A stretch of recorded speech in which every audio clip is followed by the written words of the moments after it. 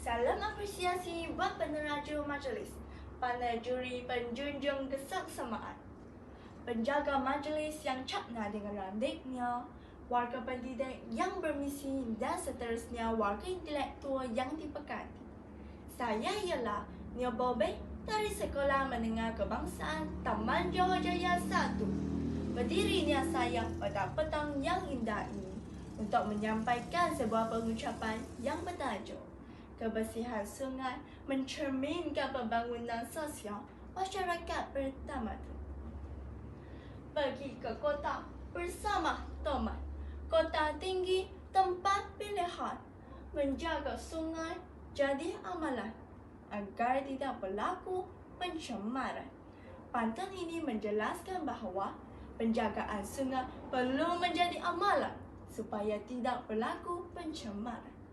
Persoalannya, mengapakah kita perlu menjaga kebersihan sungai? Apakah pula langkah-langkah untuk menjaga kebersihan sungai? Perkara ini akan saya kupaskan sehingga ke akar umbi sebentar lagi. Terlebih dahulu, izinkan saya menjelaskan definisi tajuk pada hari ini dengan lebih mendalam. Menurut Kamus Dewan, kebersihan sungai bermaksud keadaan aliran air semula jadi yang bersih atau tidak kotor. Mencerminkan pembangunan sosial pula membawa definisi menggambarkan kemajuan personaliti. Selain itu, masyarakat bertamadun bermaksud kumpulan manusia yang hidup bersama di suatu tempat dengan aturan maju. Jelaslah bahawa kebersihan sungai mencerminkan pembangunan sosial masyarakat bertamadun bermaksud keadaan sungai yang bersih menggambarkan kepribadian kumpulan manusia yang hidup bersama di suatu tempat yang telah mencapai kemajuan. Hadirin yang dihormati sekalian, sungai merupakan anugerah penting bagi manusia dan haiwan. Antara langkah untuk menjaga kebersihan sungai ialah pihak kerajaan perlu mengadakan kempen Cintai Sungai.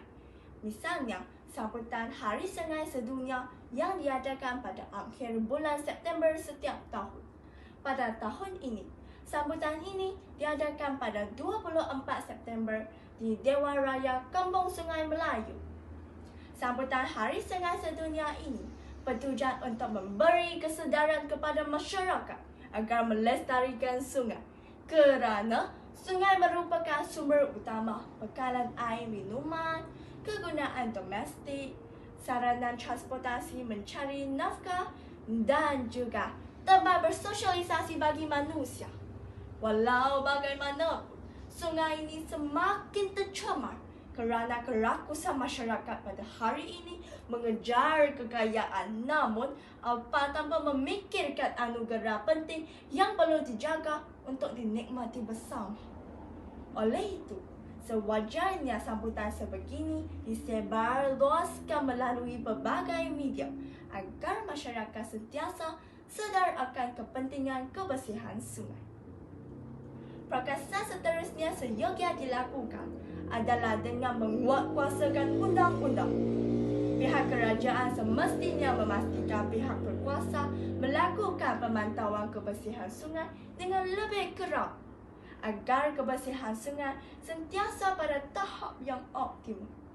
Hal ini tercetus apabila segelintir masyarakat yang tidak bertanggungjawab mencemarkan sungai dengan membuang sampah serap dan sisa kimia ke dalam sungai.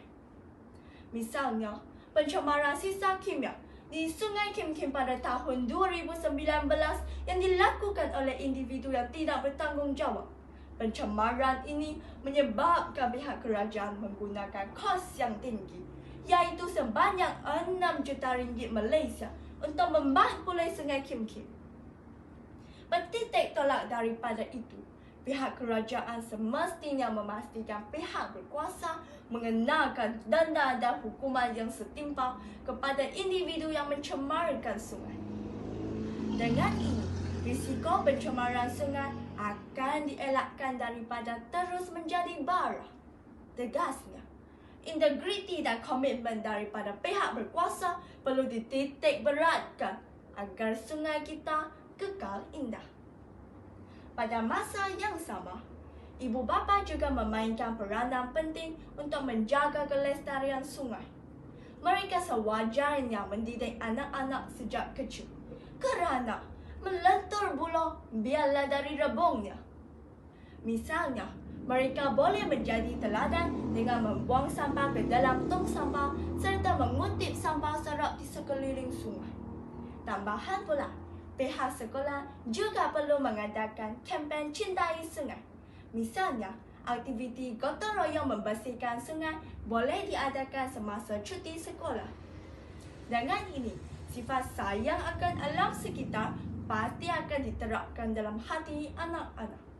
Mereka yang akan menjadi aset negara pada masa hadapan ini akan sentiasa mencontohi amalan sebegini dan sudah pasti tiada pencemaran sungai akan berlaku lagi. Masyarakat yang madani dan bertamadun sekalian, pengucapan saya telah meniti ke puncaknya. Maka, izinkan saya rumuskan bahawa sungai merupakan ciptaan Tuhan yang sungguh bermakna. Oleh itu, semua pihak seharusnya bekerjasama menjaga kebersihan sungai kerana ini merupakan tanggungjawab kita. Jika masyarakat berganding bahu, ibarat ke bukit sama didaki, ke lurah sama dituruni, kemecut pencemaran sungai ini pasti akan dibendung dengan mudah. Saya akhiri pengucapan pada hari ini dengan serangkap pantun. Di kebun binatang ada buaya. Buaya berkawan dengan mergastu. Sungai perlu dijaga kelestariannya agar guna kepada semua. Sekian, terima kasih.